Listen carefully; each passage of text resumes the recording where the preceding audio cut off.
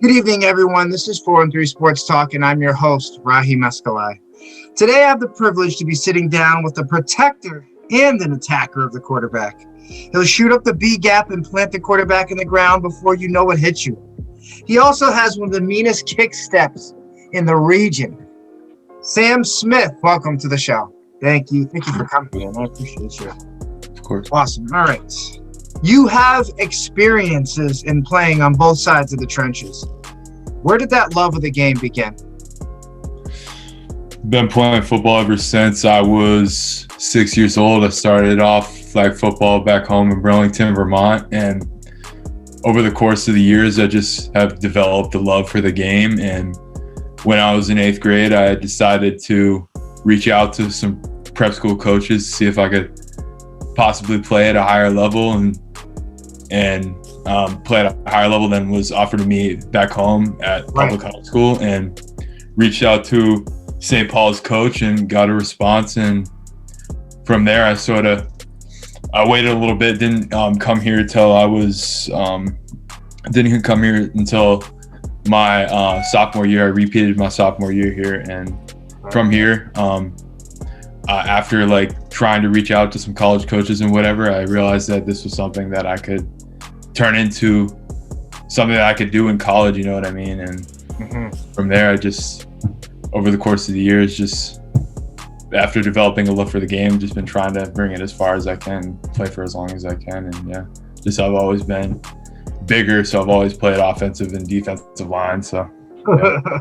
which is that's gotta be like so taxing on your body. I remember I was talking to one of my buddies the other day about this interview coming up. I was like, I can't imagine how he does it or how he feels after a game, dude.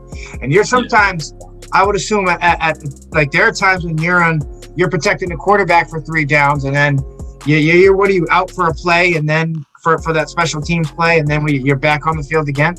For me, at least this year, when I came here last year, I didn't play both ways. I started on the defensive line, went in for a formation on offense. But this year, I started both ways of the ball. Literally, never got the chance to take a play off. At least towards the end of the game on defense, I'd get a little bit of a break. But yeah, it's just 4 downs on offense, or however long we can go. Usually, as you know, if you've seen my film, we had this year, we had a really incredible running back, and fortunately I didn't have to play as much offense. But sometimes when we aren't working as a unit together and can't get that big push, it's tough just going down after down. And then if we don't get a first down, the 4 downs, and just hopping right on the defense is very taxing on the body. Just every play, smashing into another guy, and a lot of head-on contact, and definitely feel it after the game. But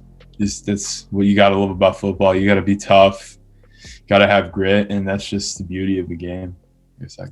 Well, most definitely. When you were doing more offense more consistently, what was your favorite spot to play? What was your favorite spot to play on the offensive line? Offensive line, personally, I like playing offensive guard. I like pulling out on counter plays, sweeps. I love building up that speed and getting to run into a defensive end, especially when they don't know you're coming at them. They just rush upfield off of that offensive tackle on the other side. I love playing offensive guard, but this year they moved me out to tackle because we didn't have any other guys to play, and got an opportunity to play offensive tackle this year, which is something usually don't do, and went up against a lot of really great athletes, a lot of really fast athletes this year. But overall, I think I did well, and I'd say if I had to choose a position on the offensive line, definitely be guard for playing counter plays in there. Most definitely. Playing on both lines, as I alluded to before, it's got to be taxing both physically and mentally. What goes into your weekly preparation, and how do you balance what goes into your weekly preparation with rest and recovery?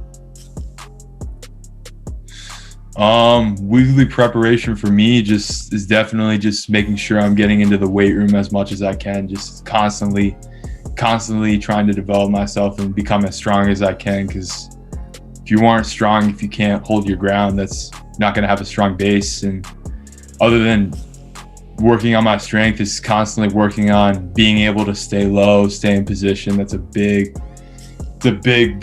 important factor of being a good lineman, is being able to be low and stay low and not losing your center of gravity. And definitely working on that too, especially in practice. Maybe a couple days here and there, just staying back with coach. I was just asking, hey, what can I work on to better myself? What did I do wrong in last weekend's game that you think I need to work on? That's definitely something that is a routine preparation tactic for me for each week, is just always asking for feedback and asking for more feedback than I'm given if I don't ask, and balancing workouts with sleep and recovery. Being at St. Paul's, it's very challenging academically. So way my day is structured during the football season is wake up 6:30, head straight to the weight room, get some strength training in, and then after that 7:15 head back to the dorm, shower, go to classes till 3. After classes at like 4 o'clock, I practice for a couple of hours, and after practice just maybe staying 10 or 15 extra minutes with coach every once in a while, just asking what I can work on to better myself, better my technique for the game. And after that, it's just back to the dorm, homework, and then eventually it's time to go to bed. So have to be very skilled with time management to, at least for what I've been doing, to try to optimize my performance on the field and be the best lineman I can be. And that's pretty much how I try to balance my time during the season, and making sure that I'm improving every single week. All right, you got those priorities. I like that, young man. When presented with a double team, what's your go-to move? And have you been able to get out of a double team when you've been playing on the defensive line? Yeah, I've on my highlight tape, I have a decent amount of clips of me breaking double teams, and my go-to move is either throwing my hips at the inside lineman, so usually the offensive guard, because this year and last year I played a lot of 3 techniques, so throwing that hip at that guard and letting that tackle's momentum come forward, and then just slipping through and tackling the back in the backfield. Or sometimes I'll try to go down on one knee to do the same thing, just not throwing that hip towards the guard this time. And those 2 are great techniques for getting by a double team. But other than that, like, as I emphasize with trying to prepare to be the best lineman I can be, if you fire low and hard, a lot of times offensive linemen won't come at you low and hard, and they'll sort of just stay back. And if you fire out and beat them with a good get off, I think that's another strategy I try to use, is just being as quick as I can be. And if that doesn't work, then either going to the hip or going to the knee and trying to get by. And those are techniques I try to use. Yeah, I noticed that about your off-ball speed. A couple times I thought you were a linebacker coming back in coverage. I'm like, oh crap, this guy is fast. What do you think makes a great defensive lineman, and which of those traits do you possess? To me, what makes a great defensive lineman is somebody that, like as I just said, fires low and hard off the ball. And when firing low and hard off the ball, if you can't get by with your speed, somebody that's very violent with your hands, having a plan in your mind of what move you're going to use, like, I'm going to use the hip display to get by this double team, or see the quarterback's dropping back for a pass, just I'm going to swim, I'm going to club rip, you know what I mean? Just firing low and hard off the ball. And then once you do that, reading and reacting to what's happening in the backfield. If the quarterback's dropping back for a pass, just have a pass rush move in mind. Or if you see that it's turning into a running play, having a plan in mind of how to react to that.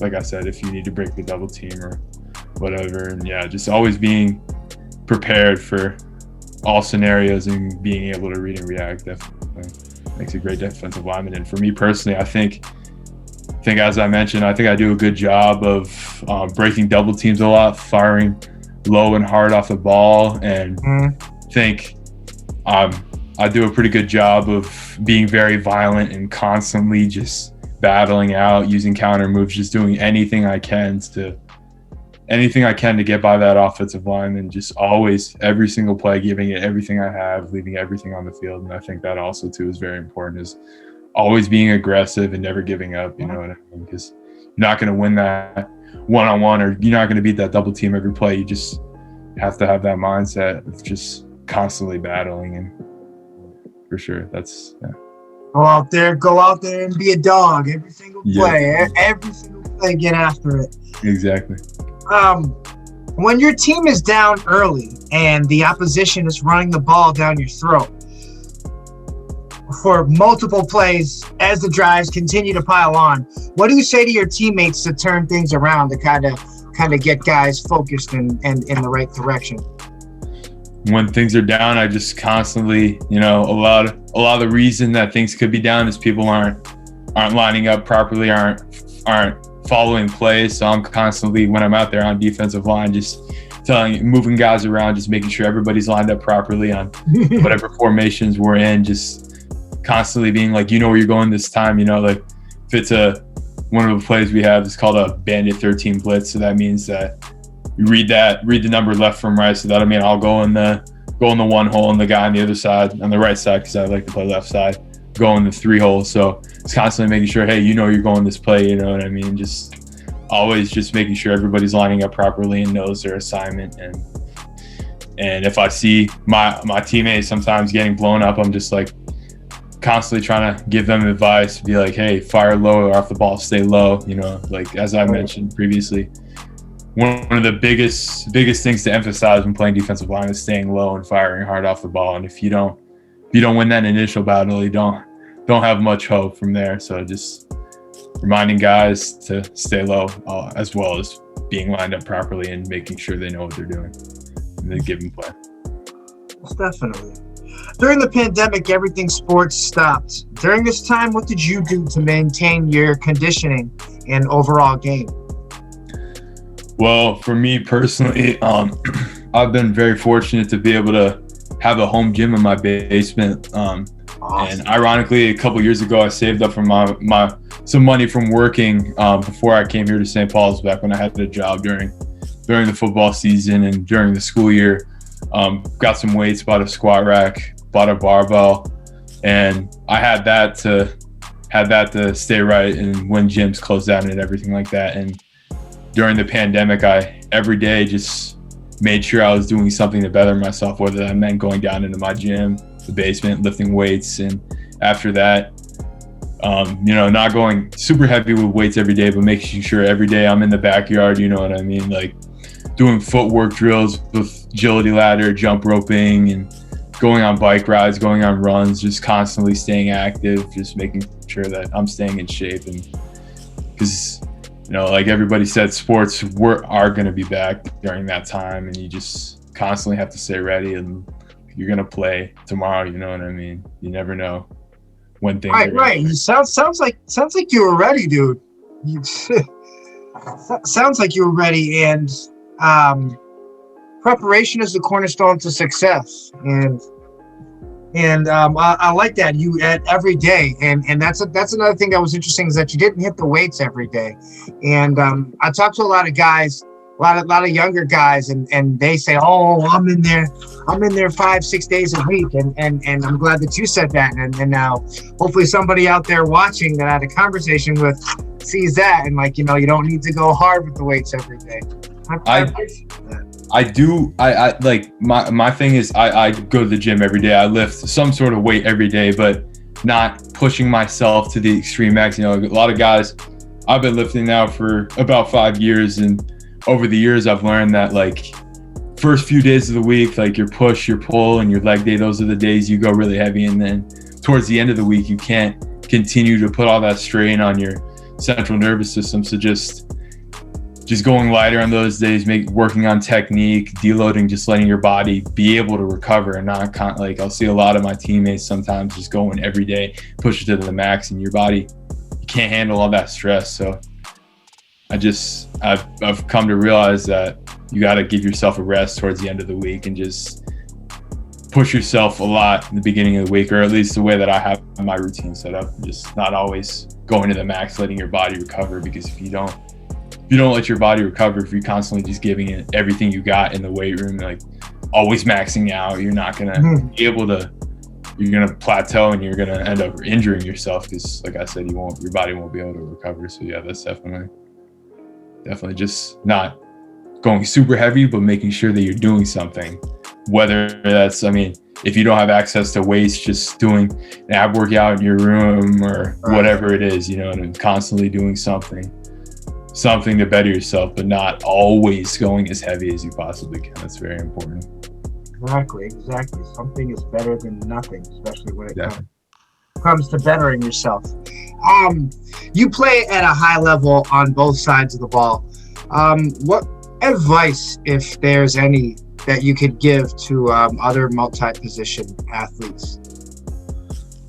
Just making sure, like, when you're playing on both sides of the ball, there's a lot of plays that you're going to have to know, and always making sure that you know what your job is, because you're not going to be able to maintain playing both sides of the ball if you don't know what you're doing on plays and stuff. So just always making sure that in practice, if you don't understand something, speak up, always making sure you know what you're doing. And also playing both sides of the ball there, you don't want to be out there. You want to be able to take a rest when you can. And if, like, especially for me on defense, sometimes I can't do it, so I'll have to go out. But being able to recognize that, and not, because you never want to have to take a play off, and that play off could lose the game for your team. You know what I mean? Recognizing that and taking breaks when you can.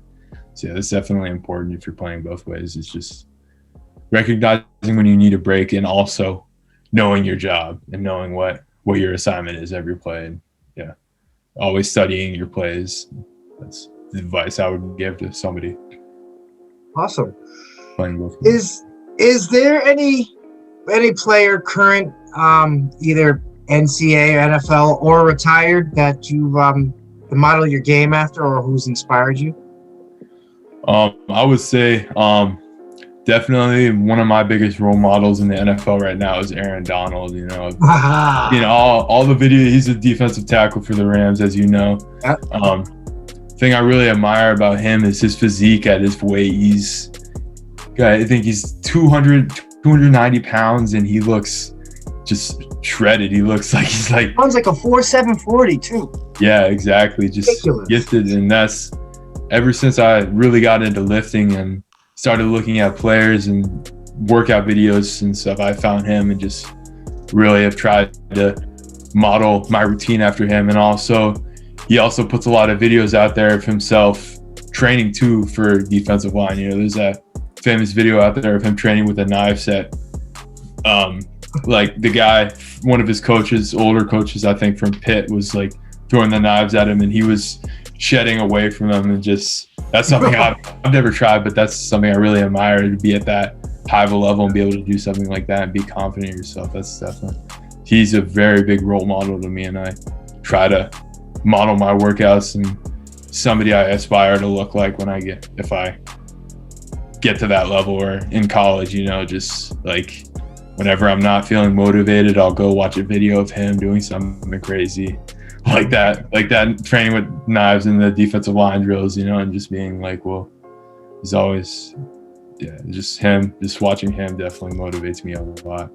And yeah, I would say he's my biggest inspiration to be like. Aaron Donald, I'm gonna as soon as I get off this interview with you, I'm gonna go watch that video, because I need to see that. I could imagine the way he beats guards, and the way, like, he's literally in the opposing team's backfield on every single play. Yeah. So, dude, whatever he's doing, if that works, it's gonna work wonders for you. What can we expect for Sam Smith as he goes into his senior year? 100 pancakes? Are you gonna flip to the other side of the ball? Maybe get us 15 sacks? This year, during this season, I was about 230 pounds. So I've been trying to put on some weight. So right now I'm hovering around 255, 260. So hopefully that extra bit of weight will give me a lot more power and a lot more leverage going up against guys that are 300 pounds. So this year I'm hoping to be able to use my weight to get stronger than I've ever been, and also be more powerful than I've ever been. And yeah, for this season, I'm definitely going to push to get a lot of sacks this season, a lot more tackles, being able to be more forceful, especially on the inside defensive line, interior defensive line. I'm looking forward to being a lot more powerful than I have been the past, and looking forward to playing some offensive guard this season too, and looking forward to getting some pancake blocks. And getting after it in the run game. Yeah, exactly. As a lineman, whether it's on the offensive side of the ball or the defensive side of the ball, have you ever scored a touchdown? I have never scored a touchdown on the offensive or defensive side of the ball, but I will say that this season, I'm not sure if this counts, but I have touched the ball before. When we were doing a little intramural scrimmage this season, I got a little interception, but that's the only time I've really ever touched the ball. I haven't, unfortunately, scored a touchdown, but hopefully this year when I break through the line, I'll get that opportunity when we don't let that other team drive up the field. But that's definitely a goal of mine, is to score a touchdown one of these years. That picture that I don't know who you support, but I will ask you next. But picture that Vince Wilfork interception. Oh, yeah. It's gonna look like that. Yeah. One of these years, I'll get that opportunity, hopefully. What other sports do you play in your free time, Sam? Other than football, weightlifting takes up a lot of my time, so I do track and field, throw shot put, and discus. And other than that, just weightlifting and the caliber that I take it to is pretty much like a full-time sport. So I don't do anything in the winter, and try to bulk up a lot in the winter like I did this year. And so yeah, football and track and field are my main two sports. Awesome. What professional teams do you root for? For NFL, I was originally born in Tampa, Florida, so I'm not a bandwagon, but I support the Buccaneers. And this year we finally got an opportunity to make it all the way, having Tom Brady leading our squad, and that was awesome, because it's been a painful like 10 years. That was not pass interference. Yeah, definitely. That was not pass interference. I'm a Packers fan. That's why I'm a bit upset at that answer, but that was not pass interference. Yeah. I don't care. I know there was two in jersey. You saw it get tugged. Yeah. I'm glad you guys won it, man. How's it go? What can I say? Yeah. I was nervous coming into that game against the Packers, but they ended up pulling it out. And from there, I had a good feeling about the Super Bowl. You know, Chiefs were a great squad to go up against, but they worked their magic, you know, put a lot of pressure on the quarterback. And that was honestly, in my opinion, what led to that victory, was not letting Mahomes do his thing with. Right. Yeah. Right. You can't do that with a mobile quarterback, especially one like him. If you let him get into any type of rhythm, then you know he's throwing it from this angle. He's sitting cross-legged throwing the pass. Yeah, despite all the pressure that was on him, he did make some very impressive throws and improved his game, but still, just, you know, he needed a little more support than he got from the offensive line. And that, there still was some times that I was a little nervous when he made that connection with Kelsey, but Definitely. It was a good game. I can't lie. I kept thinking the minute I woke up that time, I was like, dude, Aaron should be there. It should be an Aaron. You know, Sam Smith, I want to thank you so very much for taking time out of your schedule to come and be with us on the show today. Of course. Thank you so much for having me. I'd love to support you guys and do anything I can. I love to talk about, be able to inspire guys that want to follow my path, and whether that means just trying to get recruited out of a public school or trying to go to a private school, just how, you know what I mean? That's what I think we're here for, is to inspire others and show others how we got to where we are. And I'm not where I want to be yet, but I'm getting closer. So I love the opportunity. Thank you so much.